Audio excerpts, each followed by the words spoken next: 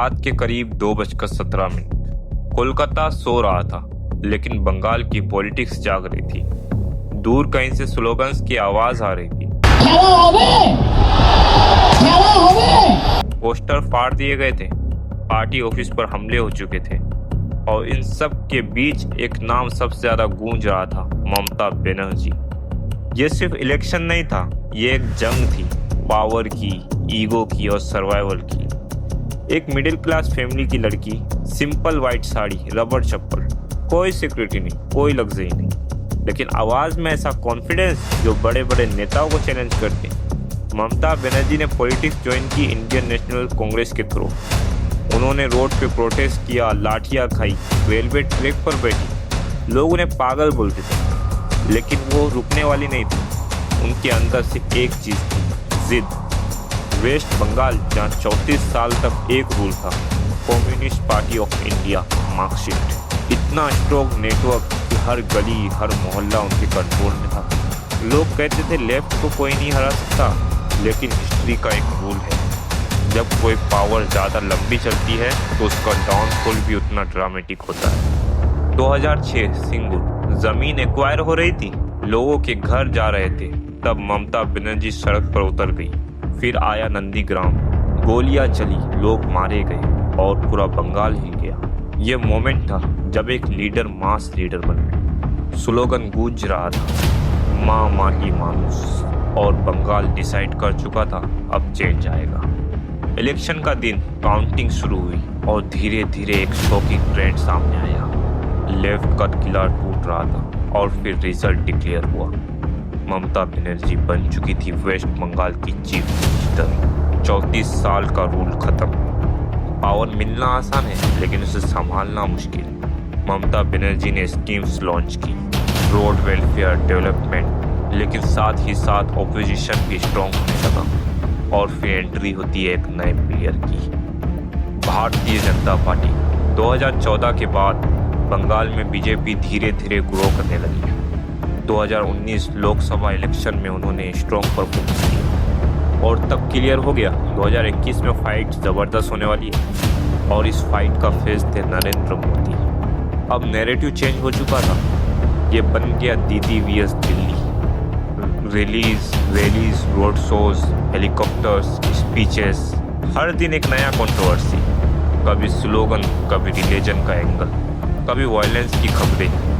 बंगाल एक politician battle fight बन चुका था, और इस बैटल फाइट का सबसे बड़ा वॉर था नंदीग्राम, जहां से ममता का राइज हुआ। अब वही उनका बिगेस्ट टेस्ट बन गया। उनके सामने थे सुवेंद्र अधिकारी, कभी राइट हैंड, अब बिगेस्ट राइवल। ये सिर्फ इलेक्शन नहीं था, ये बेट्रायल था। रिजल्ट आया नंदीग्राम, ममता बनर्जी हार गई, लेकिन पूरा बंगाल टीएमसी जीत गई। जो किसी ने एक्सपेक्ट नहीं किया था, एक लीडर अपनी सीट हार गया, लेकिन पूरा स्टेट जीत गया। यही बंगाल है जहां पॉलिटिक्स सिंपल नहीं होती, ये इमोशंस का गेम है। और कहानी अभी ख़त्म नहीं हुई, क्योंकि बंगाल में हर इलेक्शन के बाद एक नई कहानी शुरू होती है। इलेक्शन खत्म हो चुका था, रिजल्ट आ चुका था, ममता बनर्जी फिर से जीत चुकी थी, लेकिन बंगाल में शांति नहीं आई। जीत के तुरंत बाद सड़कों पर फिर से कलेशेस शुरू हो गए। घर जल रहे थे, लोग डर रहे थे।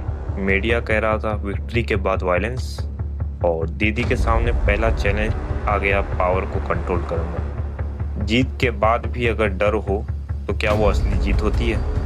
दिल्ली चुप नहीं बैठी थी, भारतीय जनता पार्टी ने हार नहीं मानी। इन्वेस्टिगेशंस, एजेंसीज, प्रेशर, पॉलिटिक्स अब ओपन नहीं, हिडन वॉर बन चुकी थी।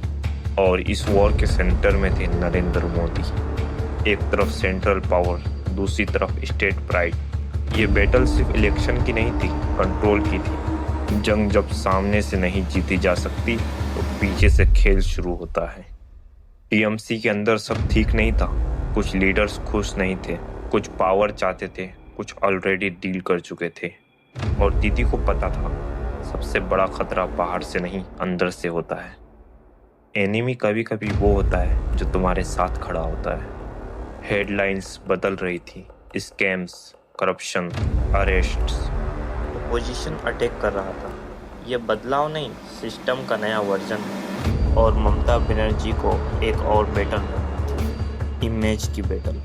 पॉलिटिक्स में सबसे ज़्यादा इम्पोर्टेंट होता है रिसेप्शन। बंगाल की पॉलिटिक्स सड़कों पर होती है, लेकिन अब गेम चेंज हो रहा था। Social media, IT cells, propaganda, digital war शुरू हो गई थी। ग्राउंड पे दीदी स्ट्रॉन्ग थी, लेकिन ऑनलाइन नैरेटिव स्लोली चेंज हो रहा था। जो दिखता है वही बिकता है, और पॉलिटिक्स में जो दिखता है वही जीतता है। 2024 का इलेक्शन ये बंगाल के लिए सिर्फ लोकसभा नहीं था, ये एक सेमीफाइनल था।